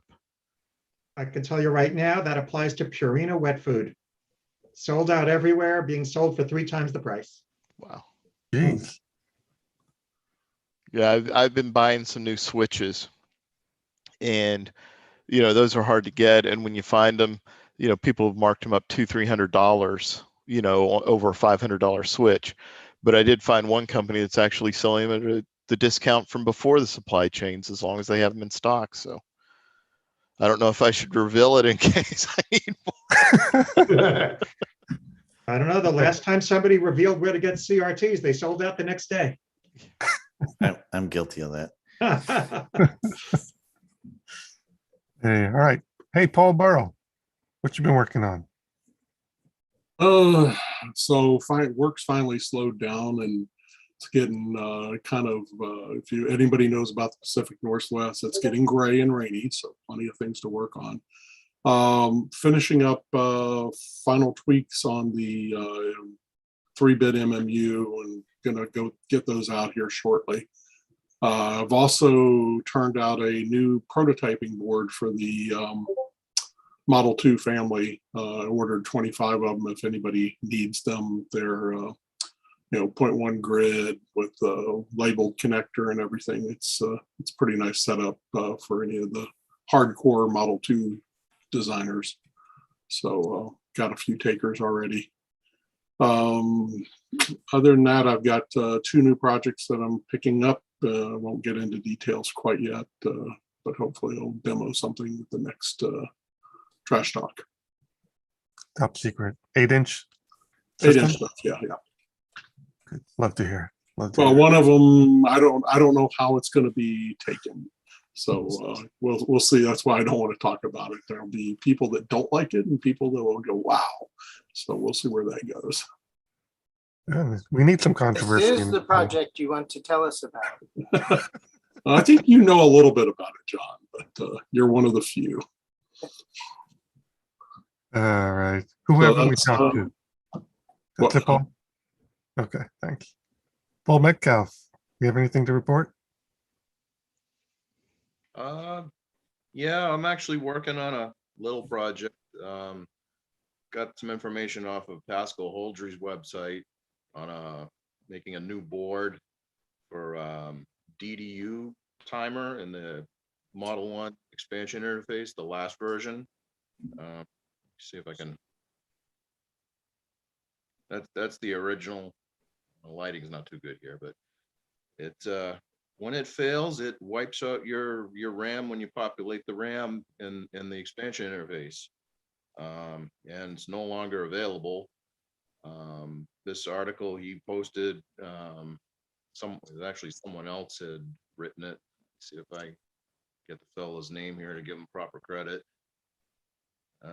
Regis Munoz, it says, was the original writer of the article, and you use a modern DS 1100 timer chip, and we got a little tiny PCB board that had made up with the help of one of the fellows on the Facebook group there, Brian White. Apparently he posted a thing to PCBWay as an open source, and you can have boards made. So I ordered up about 10 of them, and I'm just waiting for the chips to come in from local supply house sometime this century. and a few up and offer them for anybody who is having problems with their last generation Model 1 expansion interface. So hopefully it'll keep them from blowing out RAM like I kept having on mine. So other than that, not much else to report. Oh, so the failure of that device would cause, even if you inserted new RAM, it would destroy your RAM? Eventually over time it would, yes. It would just, in my case, it would kept blowing out a particular RAM chip in a particular socket. It would be fine for a while, and then something all of a sudden it would glitch, and then boom, nothing would boot, nothing would work. And when I did get it to work and do floppy doctor RAM test, it would point to that exact same RAM chip blown out again. And then when testing it with a 4116 Arduino type tester, sure enough, it would prove bad. So I was able to wire one in by hand at first, test it. That was tough because these chips are tiny surface mount compared to the original, and it proved the theory that it does work. So the DS1100 timer chip on a little circuit board that wires it a certain way, and you can find it on the link to it on Pascal Holdry's website. So, cool. Thanks, Paul. As soon as I get parts, I'm hoping to build a few up and maybe keep a few boards as bare if anybody wants to build their own. And like you can get them off of PCBWay. So cool. Get in touch and we'll be sure to get the word out. Okay. Thanks. Tim Halloran, what's going on? Hello. Yeah, I'm sort of recovering still from Tandy Assembly. Had a good time.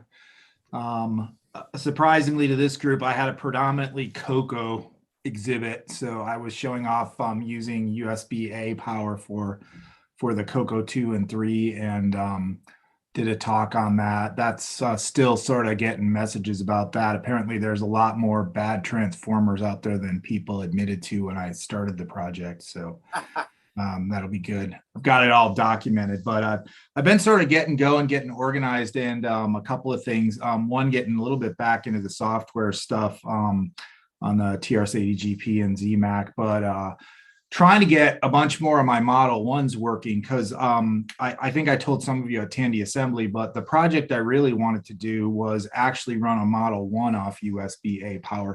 So that's what I want to get back to. But currently I only have two working Model 1s. One is a 16K and the other is an original 4K, which is kind of my collectible 4K level 1 system. So I'm in a little bit of a precarious situation for like starting to mess with power internals. So I'll try to get a few more of them up and running and have a working system to start off with to mess with that. But hopefully I'll have more to report on that in the future. But that's about it. Great. That'd be a great product to have available to our community, I think. Those power supplies are not getting any younger. Yeah. Is there enough power budget, Tim? Yeah, I think so. I think it's like, to give some bit of preview, I think the biggest thing you'd have to do is switch out the memory chips to be like Coco 2 memory chips. So you don't need the negative voltages and things like that, so that you can effectively run the whole board off a 5-volt USB-A. But I think there's more than enough. Most of the like USB-A power adapters will supply like 1 amp to 1.5 amps, no problem. But again, don't have much empirical evidence for that yet, so we'll see. The Coco 2 and 3 really use between about 0.8 amps and 1 amp. The most I ever got was, it was kind of fun because there was the Cloud9 guys were there at Coco Fest, so I was able to get an original 512 Coco 3 expansion, like the one with the original chips, and that brought it up to like 1.2 amps. But most of the modern memory expansions on the Coco 3 are much lighter power, but we'll see how the Model 1 behaves. The Model 1 also has to power the monitor as well. There's a board inside the monitor that it runs 5-volt power into and actually powers that through the connector you're doing that. So that's got to be considered as well. Do you think you'll be able to run an expansion interface off the same? Probably not. That would probably have to be powered off another system. I have one expansion interface that I don't think works. I'd have to look into that, but I'm guessing if you could get that to work, you'd have to like plug in a separate one for that as well. I don't know much about expansion interfaces, but I don't think anything in it runs off of the power from the Model 1, does it? It's not using that. I think it's separately powered. No, it's got, you put both power supplies in there. Yeah. Yeah. So it's twice the budget. Yeah.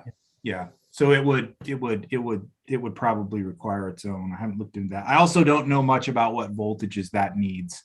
Because I think there's RS-232 that usually needs something approaching like plus or minus 12, and the serial boards have a power inverter that takes 12 and makes it minus 12. So the power voltages running around inside the expansion interface are the same as inside the keyboard unit.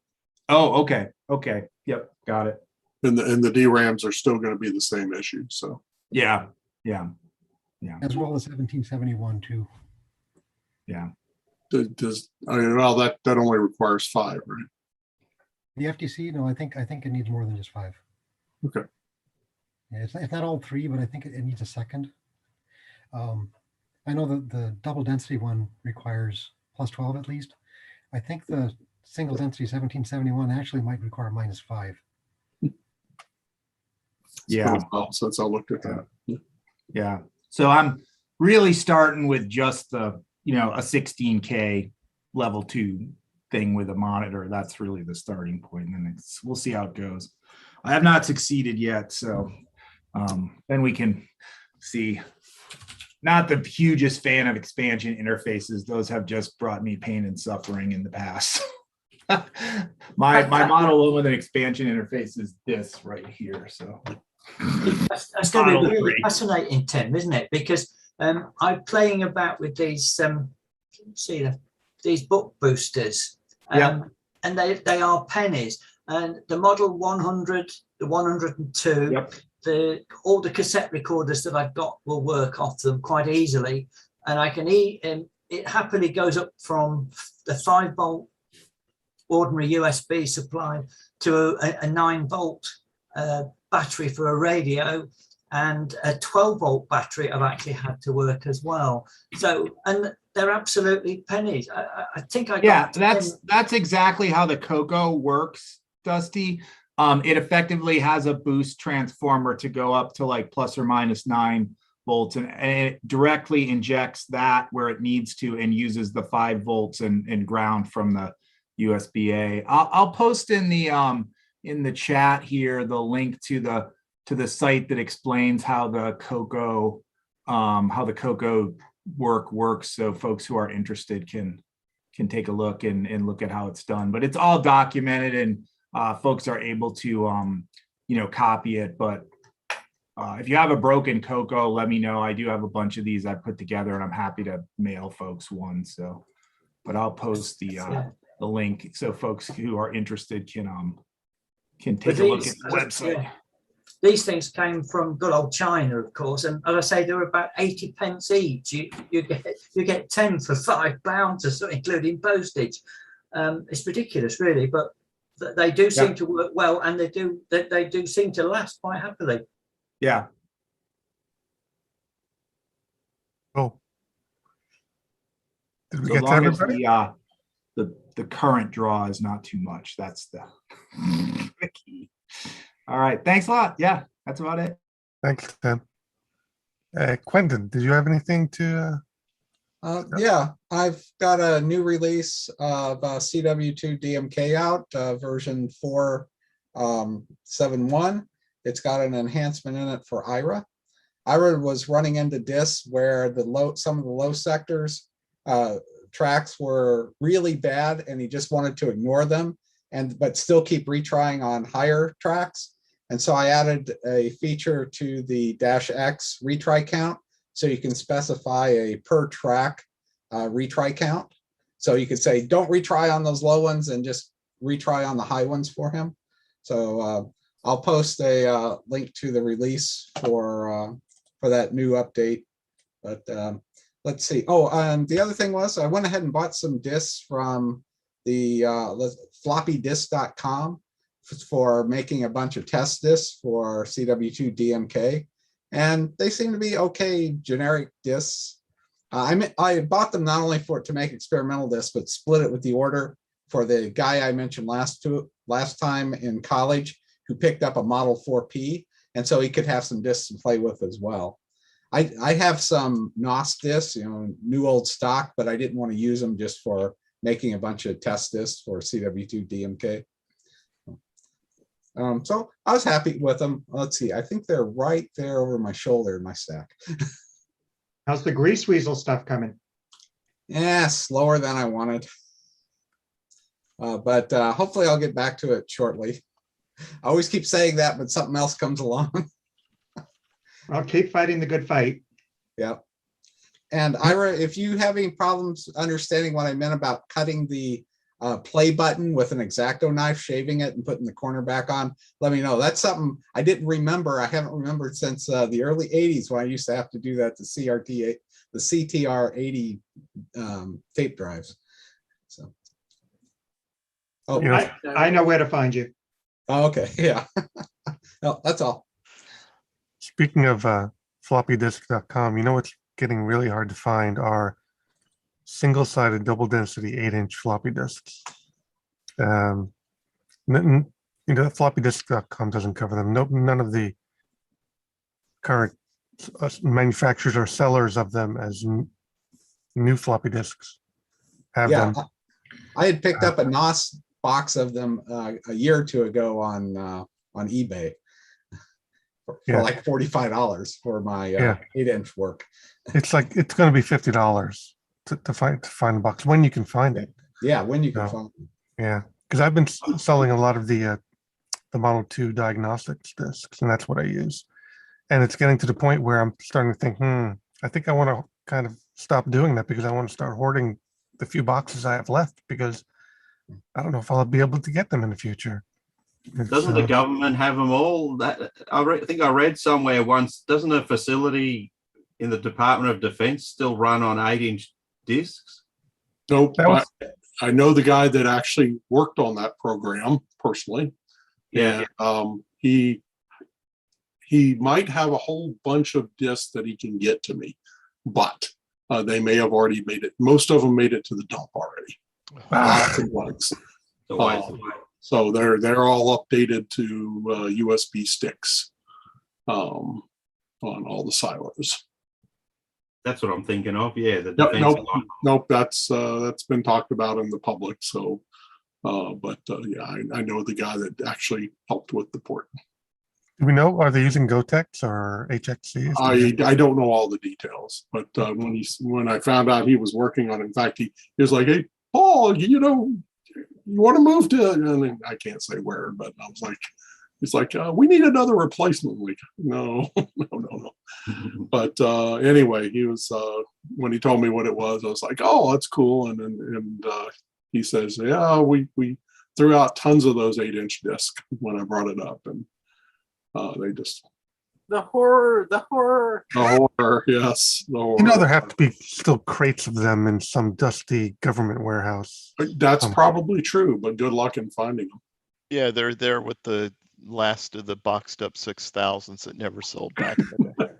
Warehouse 13, yeah. You guys need to talk to the guys in Bulgaria and Russia and going to the old silos where they still have like a whole bunch of CPM machines with 8-inch drives on there. I've seen some videos of it, so they gotta be somewhere. It's a possibility. Mav. Yes. So was there anything you wanted to discuss? Any products or items or? Well, nothing really that I'm sort of. I've got a few things on the go at the moment. I'm still trying to set my Tandy 6000 up to run Xenix on the F48, but I've had a lot of inquiries about the Fred F48 for people who now want to run Xenix on their system. So a few people are slowly getting their systems up and running on it, which is good good to hear. I'd like to get it running myself on my own system. Just need a bit more time. Might actually have to borrow a 12 or 16 off someone locally who I know has them and will loan them to me as if I request. Now I can drive around Victoria as well, so I can pick them up. Just been plodding away with the floppy drive and floppy controller and serial controller for the Model 3 and 4. So they're kind of a bit of fun at the moment.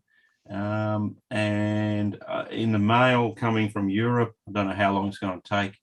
Should be a 5-slot version of the Hans what's it called, card cage kind of substitute. People may recall I used to sell a 3-slot one, which was good if you wanted to run video, a high-res graphics card, and a Type 2 hard drive adapter. That allowed you to get a hard drive on a high-res Model 12.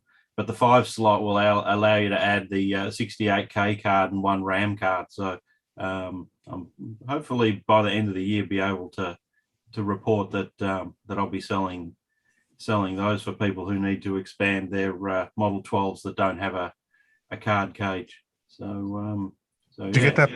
Did you get that box of 80-pin connectors I sent? Yes, it arrived on Friday, safe and sound. It was actually quite quick considering stuff going from in the opposite direction is still taking 2 to 3 weeks. So I would imagine things are going to ramp up soon.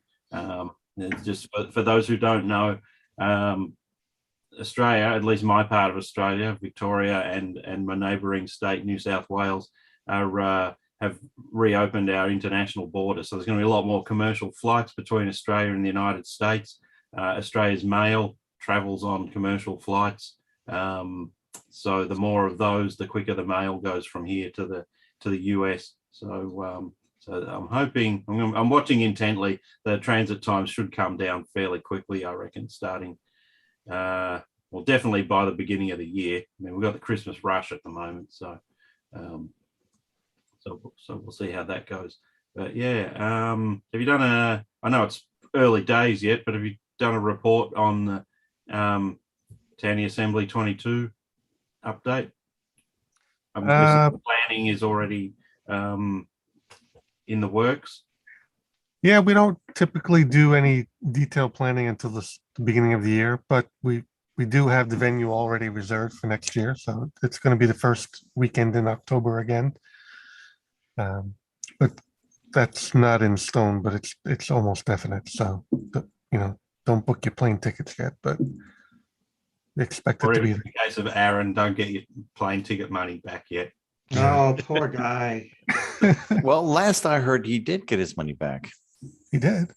No, it's not arrived in his bank account yet. He's giving me daily updates at the moment. Oh, okay. He said they said they've refunded him, but until it arrives in his checking account, he doesn't believe it. Hey, Steve, Don't blame me. Did you hear that Cat got his Fred working? Well, you mean he actually managed to plug it in and it worked, as opposed to got it working? Yeah. Well, he was. I was trying to follow the dialogue. They say Cat has 9 lives. I think his Fred's got 5 lives. I know that's true. Yeah. What was the ultimate issue? He kept plugging it in with like ridiculous voltages and blowing the thing to pieces. I nearly swore that on a Discord. You can swear on there. We're nearly at the end of it. Somewhere I've got some pictures of the very first power supply plugged into it. Big little one of these little Chinese switch mode things, literally blew itself to pieces. And he says, I plugged it in, there was a flash and a little bit of crackling, and now it doesn't work. It's not bloody surprising when I saw the inside of the power supply. Well, the last I heard, he said he obtained another expansion interface, and so he tried it on this one, and it worked, which I found odd that the two expansion interfaces he already previously owned and had tried it on, that it was having troubles. But he has bad luck. He's not very far from me. He's probably about 200 miles away, and I've got his War Games discs for him. Okay, so I might drop down at some point and see what we can do and sort things out. Yeah. But yeah, he's already onto a new programming project, so that'll be an interesting one to see in 2022. So I can't wait for that. Well, the weather's not very nice outside for sailing his boat, so he switches to programming this time of year, doesn't he? He's living the dream. I like Cat. Hey George, we didn't get to you. Oh yeah, been working on a couple of TRS-80 GP things. Ira asked me to add to the emulator extensions. So now the emulator extensions can now trigger audio and video recording. So this is sort of useful, I guess, if you want to, I guess, use it as an authoring tool, right? You know, write a basic program and it can start recording when your graphic is up on screen and stop and, you know, do screen captures automatically. And I modified the interface too.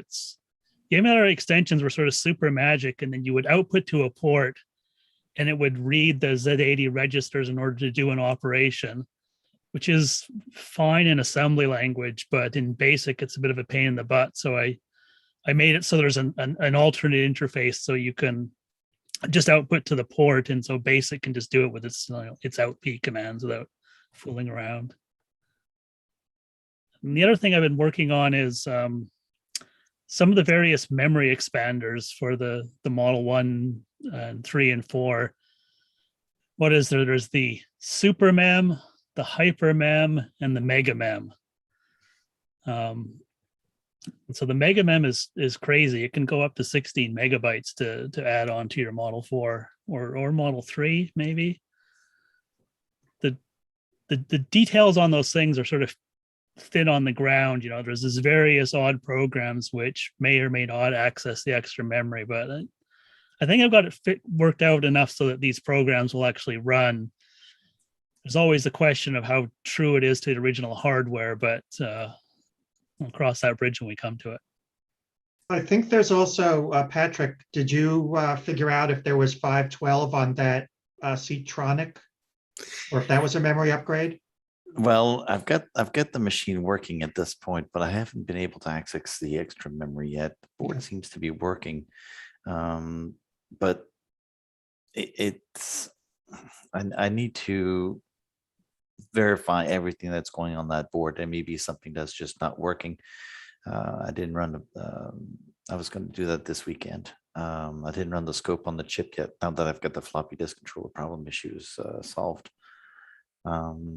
Yeah, I'm from what I see, because there's two mods going on at the same time. One of them is a speed up mod on U3, and then there's the board, and the board it's just too big for just being a speed up kit. It seems like it's a Mega Mem, and they used to sell them both together as one board.